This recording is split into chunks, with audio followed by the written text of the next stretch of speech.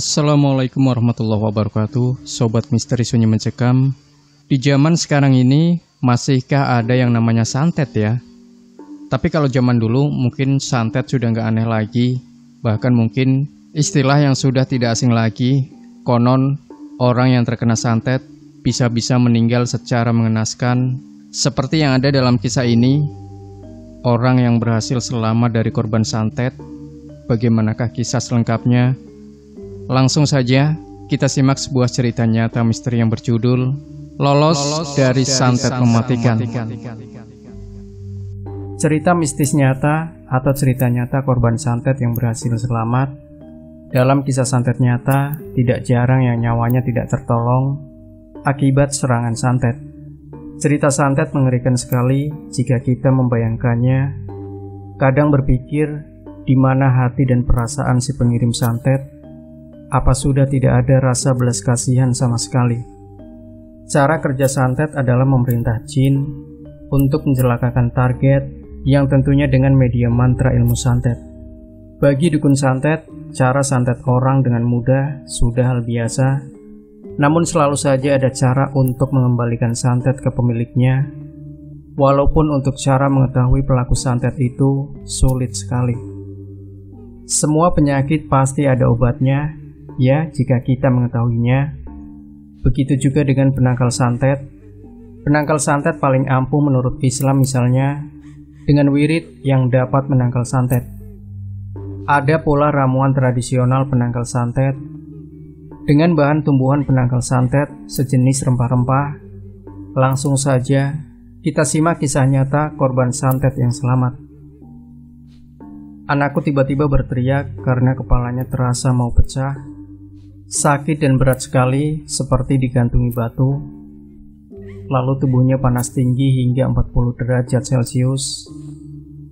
Dia terus-menerus gelisah dan nyeri di sekujur tubuh. Karena taunya ini penyakit medis, maka aku segera mengeluarkan mobil dan membawa anakku ke IGD, Rumah Sakit Umum Kota Tangerang di Cikokol. Muhammad Rizky 21 tahun segera ditangani perawat dan dokter 24 jam yang jaga di IGD. Rizky diinfus dengan obat cairan paracetamol. Setelah diinfus cairan penguat tubuh atas permintaan saya karena takut kena demam berdarah atau tipes, maka diambil darah dan dilakukan cek darah di laboratorium. Setelah menunggu sekitar 5 jam, hasil tes darah keluar dan keadaan anakku normal, trombosit normal, dan leukosit serta semuanya normal. Artinya, tidak ada penyakit demam berdarah ataupun tipes.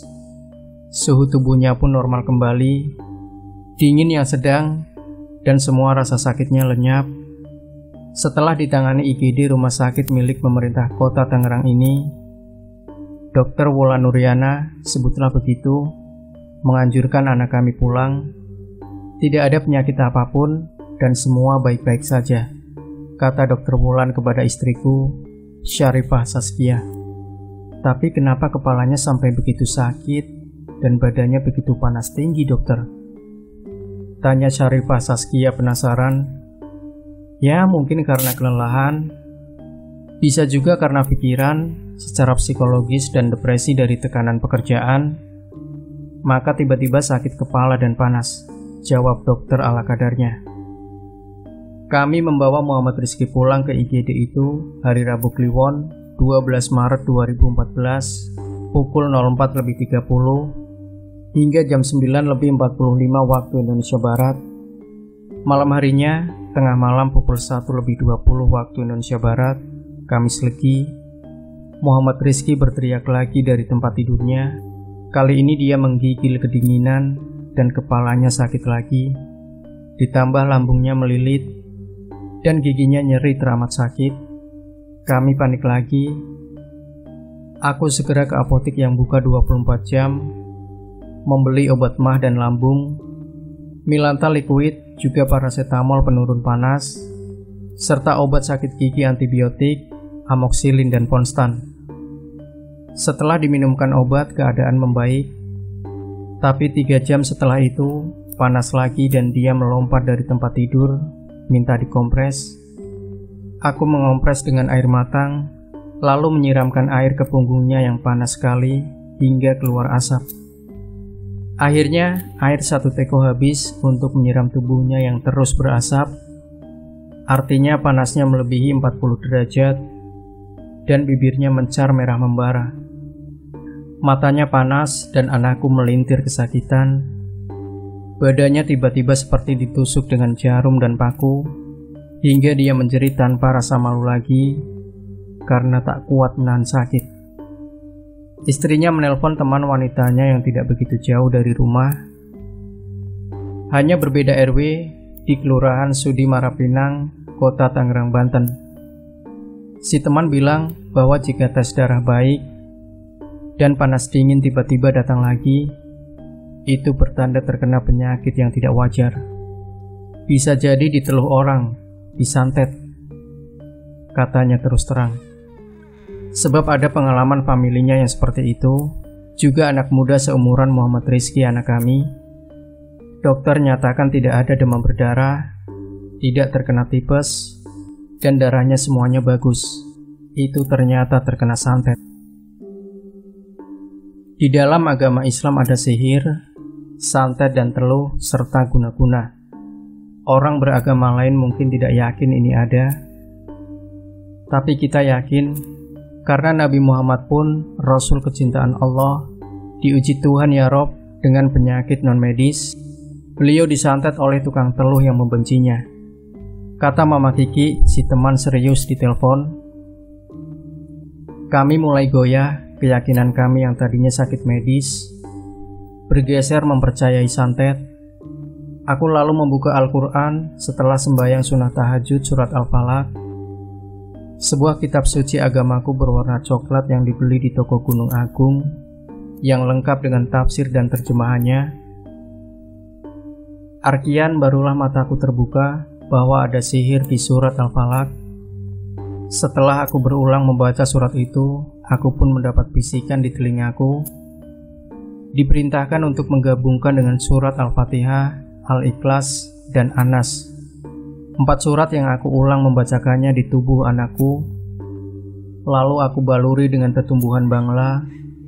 Bangla dibisiki ke telingaku sebagai tumbuhan sakti untuk memberangus setan jahat yang membawa santet ke tubuh manusia. Alhamdulillah, aku pun bersujud syukur kepada Allah Azza wa Jalla. Sejak Senin Kliwon 17 Maret 2014 hingga 2017 lalu, anakku sembuh total, tidak termakan teluh lagi. Santet dan guna-guna yang menyerangnya tidak mampu masuk ke tubuhnya karena jimat sakti mandraguna dari tumbuhan bangle dan bacaan 4 surat dari penangkal santet, Al-Fatihah, Al-Ikhlas, An-Nas, dan Al-Falaq. Muhammad Rizky menghafal surat itu dan kini sudah hafal, berikut memahami terjemahannya. Dan tumbuhan bangle yang baunya kurang sedap dibungkus dengan kain hitam dan selalu dikenakan di pinggangnya. Bangle adalah tetumbuhan rempah-rempah di Asia Tenggara dan India. Nama lain bangle adalah Singiber mantanum. Pohon bangle berbunga merah dan coklat. Bukan bunga yang dimanfaatkan, tetapi isinya di tanah. Sejenis umbi-umbian mirip kunyit, rasanya pahit, bau, pedas, dan sedikit asam. Orang Aceh menamakan bangle itu mungle, orang Madura menyebutnya pundiang, orang Bugis menyebutnya panini, orang Sunda menyebutnya panglai, orang Minangkabau menamakannya kunit bolai, dan orang Maluku menyebutnya unin makei. Bangle dijadikan bumbu masakan, tapi sudah jarang digunakan sebagai bumbu, lebih banyak dimanfaatkan untuk obat. Tidak begitu jelas untuk obat apa, namun yang paling sering adalah sebagai penangkal santet. Apabila di halaman rumah ada tanaman bangle, maka santet tak akan masuk. Sebab setan jahat pembawa teluh sangat takluk dan takut kepada tanaman bangle. Demikian keterangan para ahli supranatural kepada saya. Bangle itu adalah kekayaan bangsa Indonesia karena tumbuh paling banyak di Nusantara ini. Bangle obat paling ampuh menyembuhkan korban santet dan menangkal serangan santet. kata Ustadz Muhammad Musal, 67 tahun kepada saya. Selain penasaran dengan tetumbuhan bangle, aku juga jadi ingin tahu tentang cara kerja santet dan siapa pula yang menyantet Muhammad Rizky anakku. Secara ilmiah dan supranatural, Muhammad Rizky menerangkan bahwa santet itu pekerjaan setan. Setan itu bisa merah, hitam, dan putih. Yang paling berbahaya adalah setan merah. Setan merah bukan membuat sakit, tapi membuat mati korban. Setan merah itu menutup jaringan darah ke jantung. Orang yang jadi sasaran, walau tidak punya riwayat sakit jantung, tapi saluran darah ke katup jantung dipencet dan ditekan, korban langsung tidak bernapas dan meninggal dunia. Yang kedua berbahaya adalah setan hitam. Setan hitam membuat orang tak bisa bicara, gagu selamanya. Setan hitam menyobek pita suara, diputuskan pita suara hingga seseorang korban tak bisa bicara selamanya, kecuali pita suara bisa disambung ahli supranatural, dan insya Allah bisa bicara lagi. Juga memutuskan saringan telinga hingga korban jadi tuli, juga memutuskan saraf mata, kornea mata dipecahkan dan langsung buta. Inilah kejahatan super santet dan ahli teluh yang jahat. Yang paling ringan adalah setan putih. Setan putih itu jin yang jahil, bukan jahat, sebab dia juga beragama Islam dan mengucapkan 2 kalimat syahadat. Tapi setan putih, jin jahil ini, bisa dikirim dukun santet untuk mengerjai orang. Misalnya dibikin sakit kepala, badan panas dingin, semua kulit terasa gatal dan sakit perih. Setan putih ini tidak membunuh, tapi menyakiti. Dia dimarahi Allah karena jahil, tapi tidak dikutuk seperti setan merah dan setan hitam.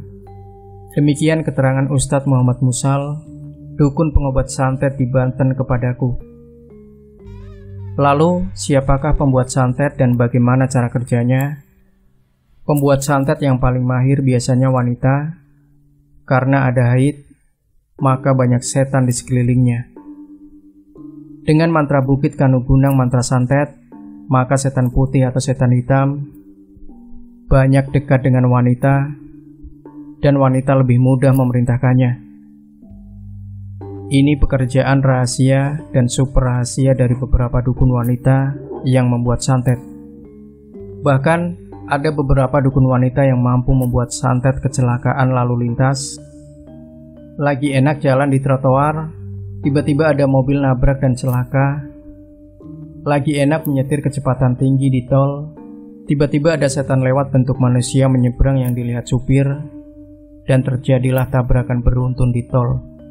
Ini ulah dukun santet perempuan yang menggerakkan setan hitam dan setan merah yang membunuh sasaran di jalan tol.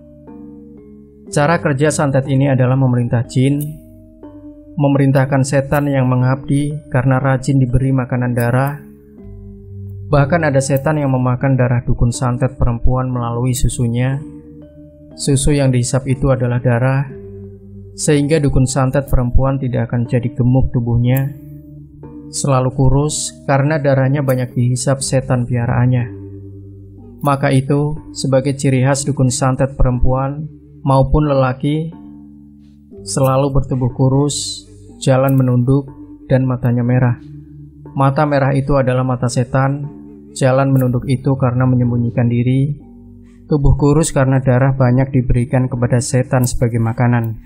Lantas siapa yang menyantet anakku? Ustadz Muhammad Musal langsung ritual, matanya dipejamkan, dan tangannya menyapu udara. Lantas dia berdialog dengan jinnya.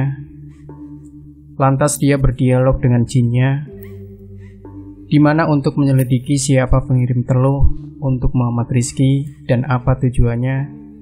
Jin Ustadz Muhammad Musal pun mengirim berita kepada Ustadz Muhammad Musal dan saya. Kabarnya dibutuhkan hanya setengah jam dan akurat. Dukun yang menyantet Muhammad Rizky adalah Sumini, umur 50 tahun, dan daerah Pandeglang, Banten. Sumini mendapatkan pasien bernama Arika, umur 20 tahun, yang meminta agar Muhammad Rizky dibuat sakit, Sumini menawarkan 2 setan yang akan dikirim ke Rizky, setan hitam atau setan putih. Arika minta setan putih karena Rizky dibuat sakit saja, dibuat menderita dan jangan dimatikan. Maka opsinya adalah setan putih, setan beragama yang kerjanya hanya membuat sakit kepala, panas dingin, dan gatal-gatal, lalu terkapar di pembaringan tanpa bisa beraktivitas rutin sebagai bisnismen. Dengan bayaran tertentu, dukun santet Sumini mengirim setan putih ke rumah kami, dan setan putih itu datang masuk ke tubuh Muhammad Rizky dan sakit, terkapar sampai seminggu. Siapa Arika? Arika adalah mantan pacar Muhammad Rizky yang pernah sangat dekat, lalu diputus karena suatu pertengkaran. Muhammad Rizky meninggalkan Arika, dan Arika menjadi dendam dan marah. Lalu Arika, yang kami kenal sebagai gadis kurang sopan di keluarga kami, mengirim santet via dukun Sumini dan sukses. Dia tertawa-tawa karena santetnya berhasil, dan dukun Sumini dibayar mahal oleh Arika yang kini sudah bekerja dengan gaji besar di sebuah bank di Tangerang, Banten. Anak kami alhamdulillah memang tampan, wajahnya ganteng dan tubuhnya atletis. Maklumlah, dia atlet futsal dan badminton yang sangat berprestasi. Sekarang, kata Ustadz Muhammad Musal, apakah santet ini mau dikembalikan kepada Arika dan Sumini, biar mereka merasakan betapa sakitnya disantet? Jangan, kataku. Aku tidak mau balas dendam, dan aku bukanlah seorang pendendam. Karena aku tahu betapa sakitnya disantet, maka jangan kembalikan santet itu kepadanya. Bagaimanapun juga, aku tidak mau ada yang lain menderita sakit terkena santet seperti anakku. Biarlah anakku yang mengalaminya, dan aku sujud syukur anakku sudah sembuh.